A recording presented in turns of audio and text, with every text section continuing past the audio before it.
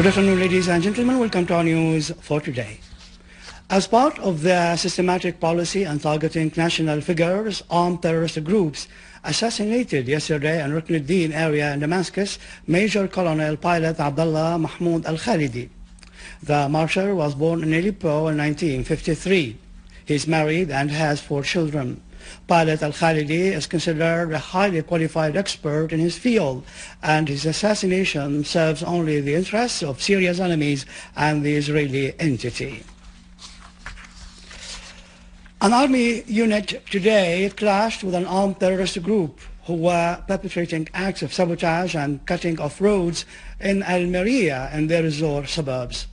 An official source told Sana that the clashes resulted in confiscating a BKC machine gun and a large quantity of ammunition. A pickup truck equipped with Doshka machine gun was seized.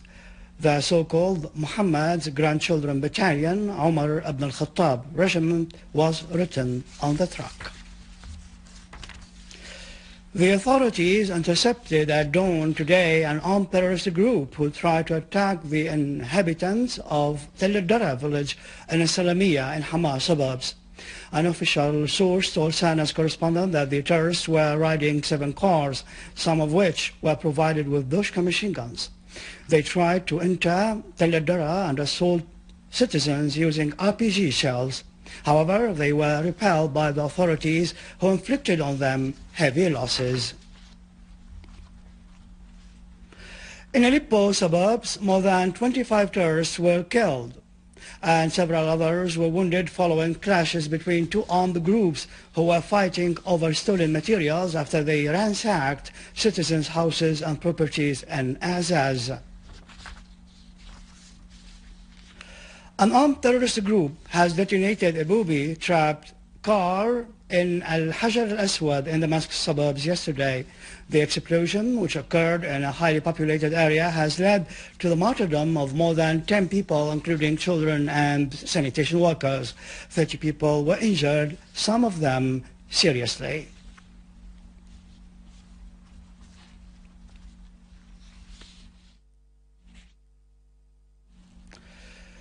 Iranian Foreign Ministry spokesman Mehmanparast has affirmed that Western countries are not willing to provide a positive atmosphere in order to reach a peaceful solution to the crisis in Syria through national dialogue among all the components of the Syrian people. In a press conference held in Tehran today, Mehmanparast said that the thugs of those countries inside Syria continue to commit terrorist acts, adding that foreign states are set on realizing special political objectives in the Middle East. Therefore, they seek to foil the efforts of UN representatives like Kofi Annan and Al-Akhdar al-Ibrahimi. What should happen in Syria, he pointed out, is the reforms that the Syrian people look forward to and cannot be realized except by the people themselves and through national mechanisms away from foreign intervention in Syrian internal affairs. On the other hand, Mehmanparast condemned the recent Israeli aggression on Sudan, which occurred amid suspicious international silence. He said it is necessary for the UN Security Council to take an appropriate and deterrent measures against the Israeli recurrent aggression on the countries of the region. Russian expert and university professor Sergei Voronin affirmed that the armed Syrian opposition is quite determined to committing acts of violence. In an interview with Russia Today TV channel, Voronin pointed out that the war launched against Syria is supported by the USA and some Gulf countries, in addition to Al-Qaeda organization. He added that the continuing violence in Syria may lead to a regional crisis, calling for putting an end to terrorism in Syria.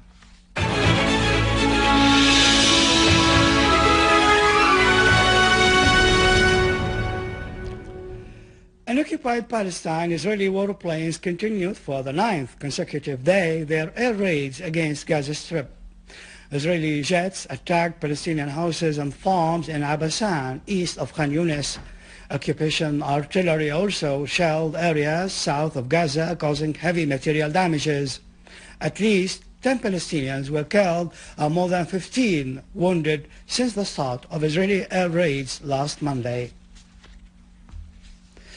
In an attempt to suppress the opposition peaceful movement in Bahrain, authorities declared that demonstrations, gatherings and public events are prohibited. Bahraini Interior Minister Rashid bin Abdullah al-Khalifa affirmed that any demonstration or public gathering will be dealt with as being unlicensed and legal procedures will be taken against organizers and participants alike.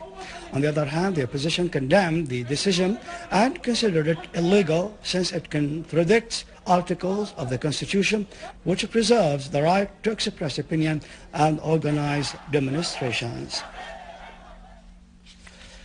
As chaos increasingly spreads in Libya since the NATO invasion, Libyan authorities affirmed that the city of Bani Walid is no longer under the state's control.